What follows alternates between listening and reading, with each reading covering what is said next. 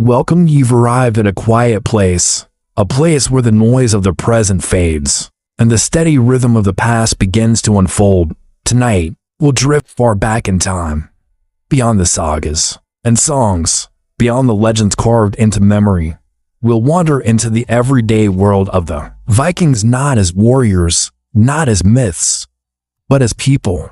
People who rose with the sun, smelled of smoke and salt, and moved with the tides. This journey will not race forward, it will gently flow, from the chilled air of a coastal village, to the quiet strength of a shield maiden, from ship burials shaped like prayers, to a mead hall, feast that fades, eventually, into candlelight. Let your eyes soften, let your breathing slow, and now, imagine yourself on the edge of a northern sea, where wood smoke curls from turf-roofed homes, and the morning begins not with a war cry, but with a cold splash of salt water. A day in a Viking fishing village, the wind smells of brine and smoke. It carries the hush of an early morning tide and the faint bleat of a distant goat. Imagine yourself here, in a small Norse fishing village, nestled between fjord and forest. The homes are low, half buried in earth for warmth. Their roofs are thatched and green, heavy with moss. They blend into the land like they've always belonged. You rise with a light gray, not golden, filtered through drifting sea fog. Your fingers find it damp from the night's cold. Your blanket is woven wool, rough and warm. The floor beneath your feet is packed dirt, not warm, but familiar. There is no rush, only rhythm, the rhythm of their days. A fire is coaxed from embers. It crackles gently, fed by peat and pine. The hearth is the heart of this small home, always glowing, always watched. Over it, a clay pot warms water, thick with barley and tiny flecks of dried fish. You eat quietly, with your hands, bread made from rye and crushed seeds, a smear of fermented butter. Nearby, an old man sharpens a bone hook, pulling it across a wet stone with the patience of someone who has done it since he was a boy. The village begins to stir.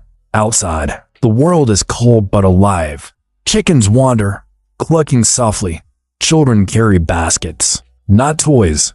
They pick their way between fish racks, where yesterday's catch hangs stiff in the morning breeze. You step onto the dock, a simple wooden stretch over tie-packed mud. The boats are narrow, worn, and graceful, made from pine and stitched with iron nails. They smell of pitch and old salt. Today is not a raiding day. Today is for herring and cod and long stretches of silent rowing. The sea is flat and silver. You push off with others, bundled in wool and wrapped in cloaks made from sheepskin. Each pull of the oar is steady, not rushed.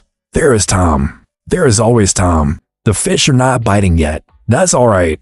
You wait. Your fingers ache. Your nose runs. You laugh once softly, and someone offers you a strip of dried seal meat. The taste is strong, but you're used to it. Later, when the nets grow heavy, there is joy, not loud, but real. A quiet pride in the weight of the net, and the shimmer of fish, and the simple fact of food earned. You return by late afternoon. The fire is burning again. The smell of smoked fish begins to mingle with that of broth and sour ale. Someone is singing, not well, but honestly. The tune is old. Maybe no one remembers when it was first sung. The sun dips low. Its light turns copper, then fades. You sit by the fire, bare feet near the coals.